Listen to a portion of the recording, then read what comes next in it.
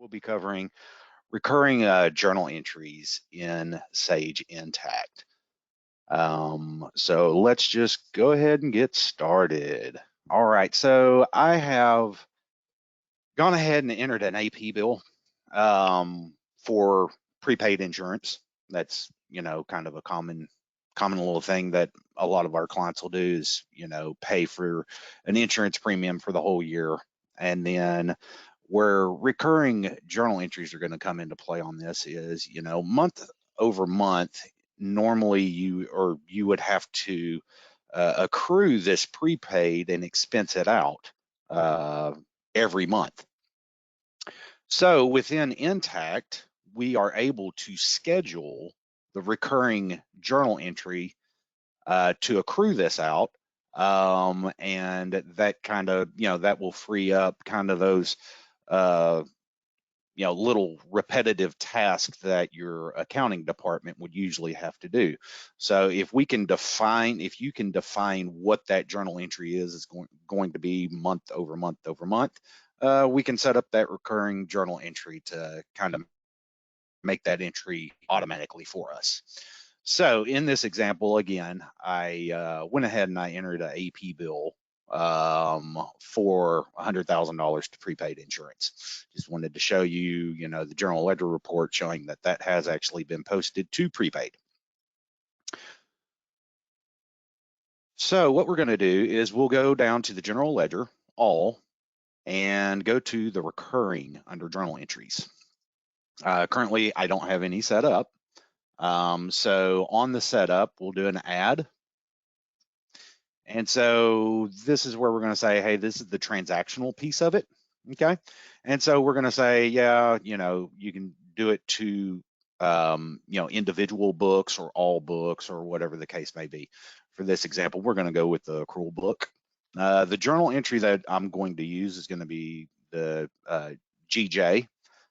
You can use any of the journals that you want. And then we're going to say expense prepaid insurance. Reference number, not necessary unless you really want to. I'm going to do a source entity because this is a multi-entity shared environment. So we're going to identify the source entity that we're running from, and that should be, what you have as the AP bill, what entity that had posted to.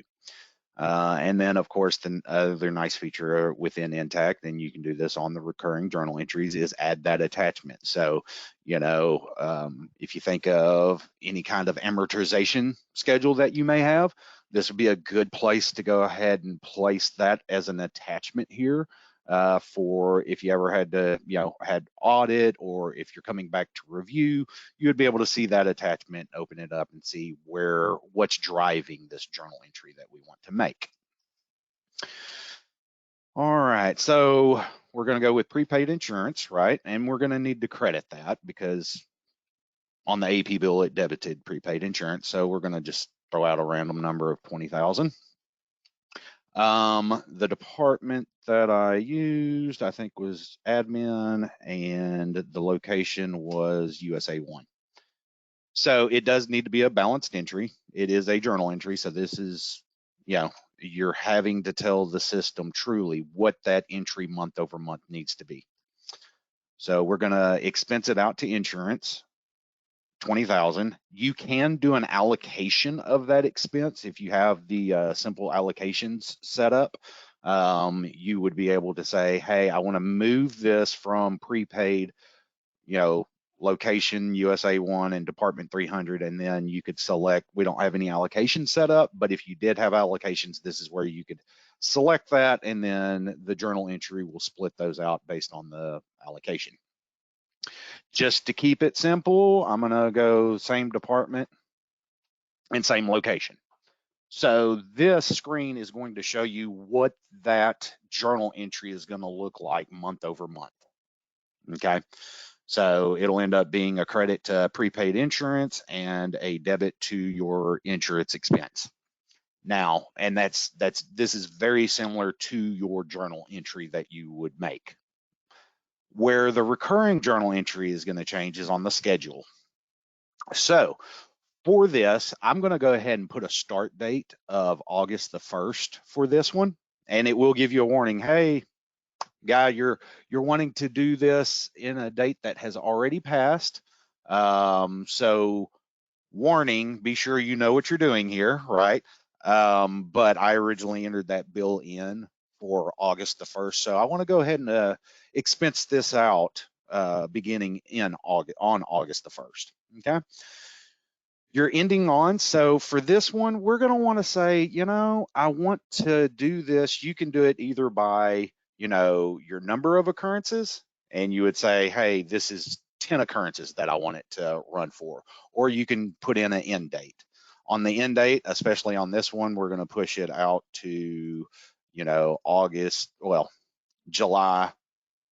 1st, 2023. So that would get the full year of expensing this out. And I know I should have put the bill in for 100, well, more than 100,000. Should have been what, 240,000 to expense it out exactly, but we'll get the gist of it. The next section is the posting repeat by. So on this, we can say, hey, we want this journal entry to repeat based on days, weeks, months, or even years. So for this example, we're going to go with months. And then it automatically opens up another window where you say, hey, what's the occurrence? Is it every month? Is it every 2 months? Is it every 6 months? So in this instance, we're going to say, yep, I want to go every month. You're also able to have a selection when you select the month is, do you want this posted to the end of the month? Okay. So that would drive it being posted on the last day of the month. And then on the email, you're able to say, yes, I want to receive an email from Intacct every time this job is ran, this recurring journal entry is ran, just for yep, I know it happened. So you don't have any surprises at the end of the month when you're trying to do your close that, oh, hold on, I have to go look to see that the system maybe errored out. You would have this email saying, hey, something went wrong, or hey, it went right. So you can also do an automatic reversing of this journal entry. So I mean, we're not going to do that on this because we are purely expensing it out. But if you did need to reverse it every month, you could select that and it would reverse the journal entry. All right, with that, we're going to hit the save button. I will warn you, again, I want to be crystal clear. If we were to say, hey, I want this to start back in, January 1st, then it's going to make this journal entry January 1st, February 1st, March 1st, April 1st, so on and so forth, until we hit the current date. And then it'll kind of hold in a queue until you hit the 1st of the next month, and then it'll go ahead and make that journal entry again.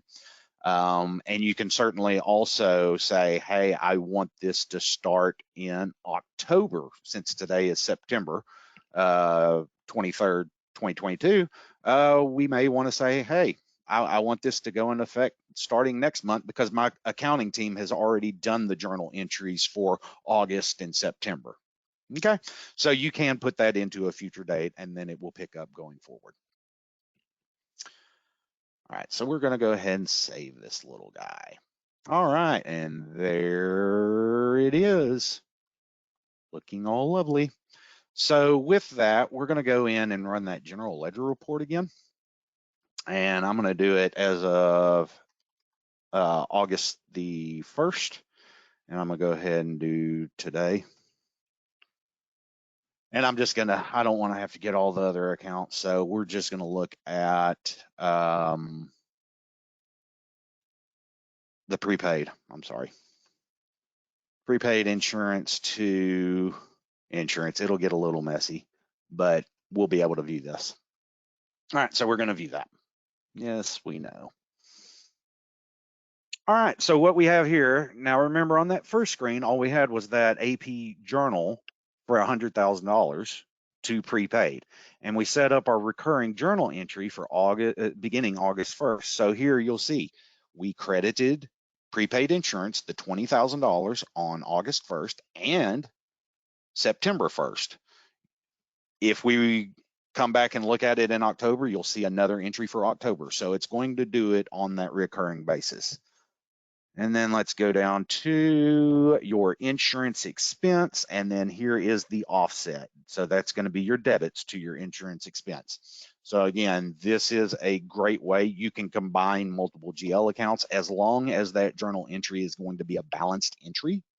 You know, you can get real wild with it and say, I want to create one recurring journal entry for all my prepaids. You know, I'm prepaid insurance, you know, in the medical field, prepaid malpractice, you know, anything like that.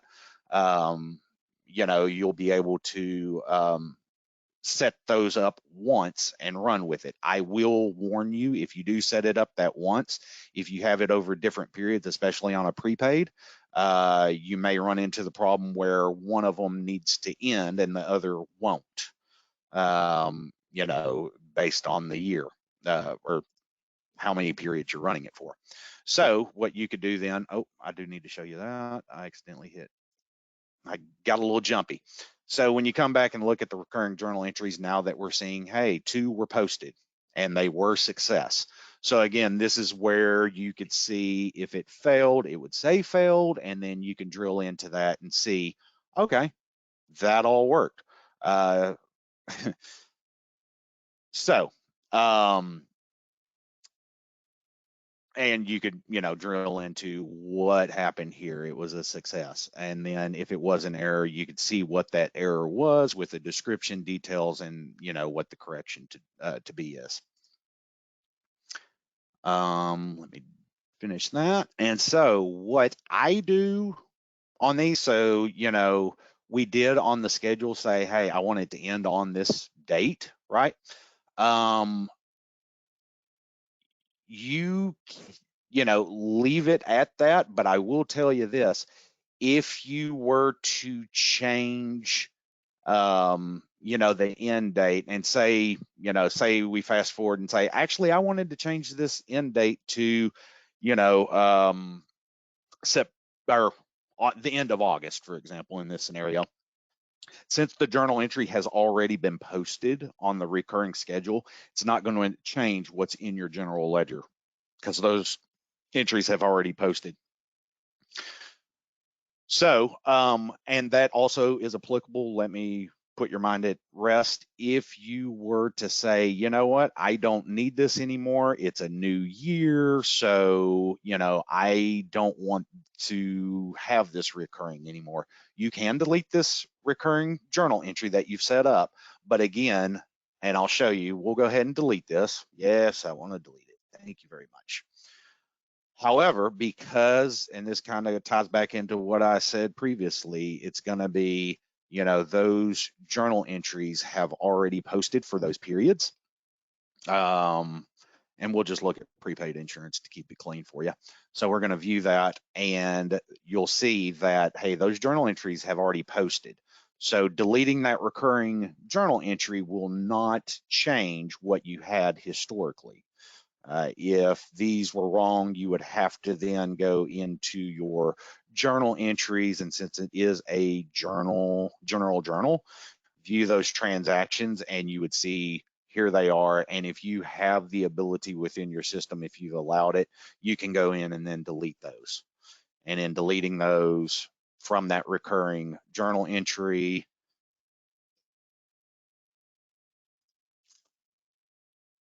we'll go back to the general ledger.